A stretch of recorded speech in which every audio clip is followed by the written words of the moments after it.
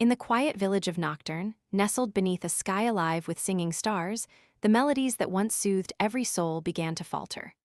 Lyra, a blind young harpist with hair like midnight silk and a simple linen gown, sat on her porch, fingers poised on her old wooden harp. Suddenly, the night air cracked with a discordant wail. A brilliant star tore across the heavens and crashed into the meadow beyond her home. The ground trembled. Lyra felt the heat, smelled the scorched earth. She stood, heart racing, as a faint, desperate hum rose from the fallen star. It whispered directly into her mind. "The songs are dying. Find the lost harp before silence claims the world forever." No one else heard it, only her. Lyra stumbled toward the crater, guided by the humming fragment. The star piece glowed with inner light, pulsing like a heartbeat. When her fingers brushed it, visions flooded her darkness. Celestial choirs, ancient harpists weaving songs to hold the seasons in balance, and a final, shattered note that silenced one entire constellation. The fragment fused to her harp strings, turning them silver. The harp played itself, a melody that made flowers bloom out of season. But the song ended in a scream. Villagers awoke, terrified. "The stars are falling," they cried. Lyra knew the truth, this was no accident. Something had stolen the music of the heavens. At dawn, the village elder revealed an old legend. The Harp of Fallen Stars once belonged to Astrea, the first singer, who bound the constellation's voices to the world. When she vanished, her harp was hidden. Now, with the constellation Lyra the harp vanishing from the sky, chaos spread, rivers froze in summer, winds howled without direction. Lyra's harp hummed insistently, pulling her north toward the storm peaks. The elder warned, "Only one who hears the true silence can restore the song." Lyra, blind yet gifted with perfect pitch, realized she was chosen. She set out alone, harp on her back, into the unknown. The path led through the whispering glades, where trees murmured forgotten lullabies. Lyra's harp resonated, revealing hidden paths. Suddenly, spectral musicians appeared, ghosts of ancient players trapped by the silence. They begged her to play. When she did, their forms brightened, but the melody drained her strength. One ghost warned, "The thief of songs waits in the Citadel of Thunder. He feeds on stolen notes to become eternal." Lyra pressed on, the harp heavier, its silver strings vibrating with urgency. In the foothills, a storm brewed unnaturally. Lightning sang a harsh countermelody to Lyra's harp. She climbed higher, rain lashing her face. At a cliffside cave, she found a fallen star fragment larger than the first. Touching it, she heard Astrea's voice, "My child, the thief is my fallen brother who envied the light of song." The fragment merged with her harp, granting her temporary sight, blinding flashes of the world.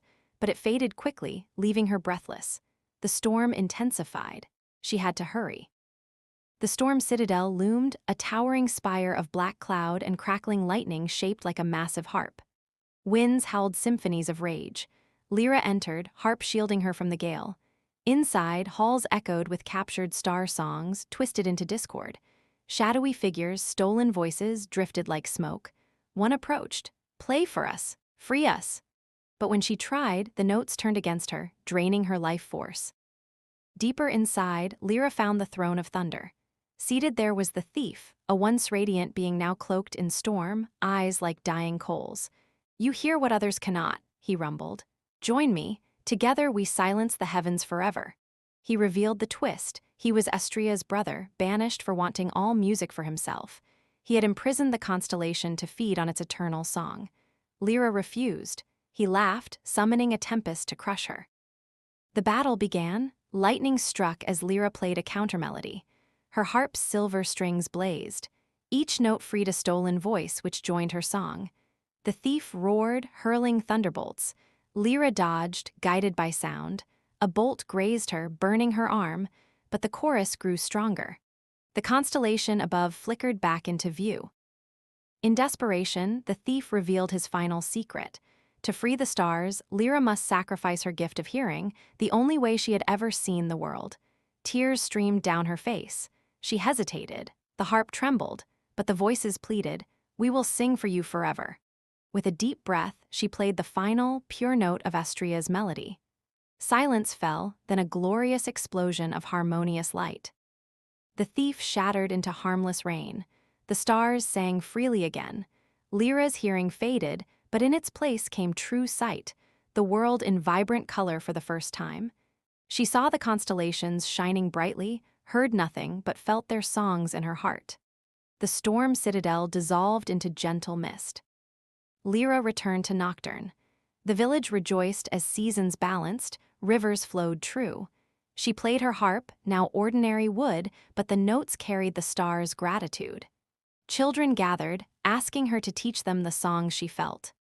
Years passed. Lyra became the village's storyteller, describing the stars' melodies through words and gestures. Her sight remained, a gift from the heavens. On clear nights, she looked up, smiling at the constellation Lyra, now brighter than ever. One twilight, a child asked, "Do you miss hearing?" Lyra touched her harp. "I hear them still in here," she said, placing a hand on her heart.